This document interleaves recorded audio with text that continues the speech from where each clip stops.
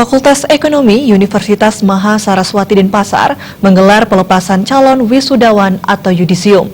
Dalam yudisium periode ini, jumlah calon wisudawan yang dilepas mencapai 204 orang.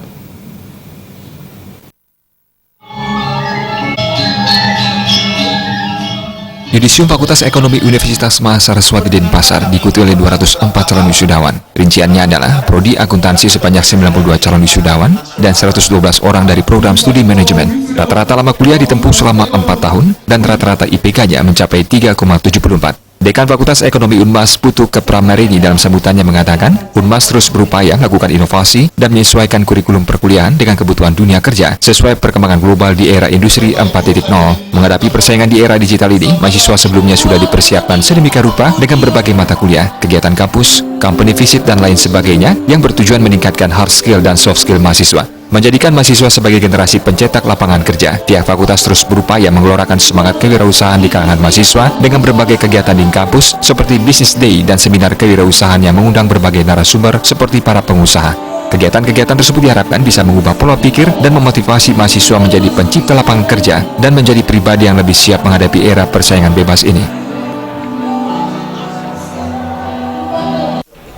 Ya, jadi artinya mungkin kalau boleh dibilang salah satu penerapan visi. Jadi kalau kami memiliki visi adalah menjadi lembaga pendidikan tinggi yang mampu menghasilkan sumber daya manusia di bidang ekonomi yang bermutu, berbudaya dan berdaya saing nasional dan global.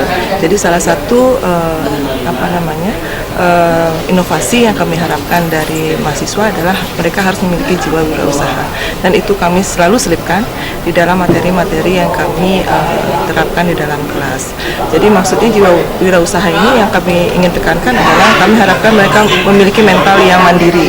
Jadi ketika mereka berada di tengah-tengah masyarakat, kita harapkan mereka mampu berinovasi paling tidak untuk dirinya sendiri, dan kalau memungkinkan supaya mereka bisa juga berguna untuk masyarakat.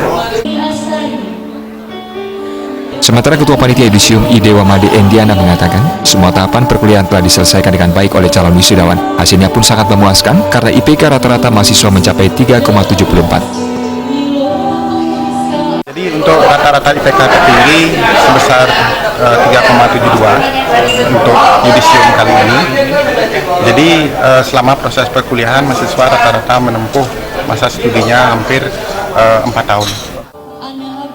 Usai mengikuti yudisium ini, calon wisudawan ini akan resmi diwisuda pada 26 September 2018.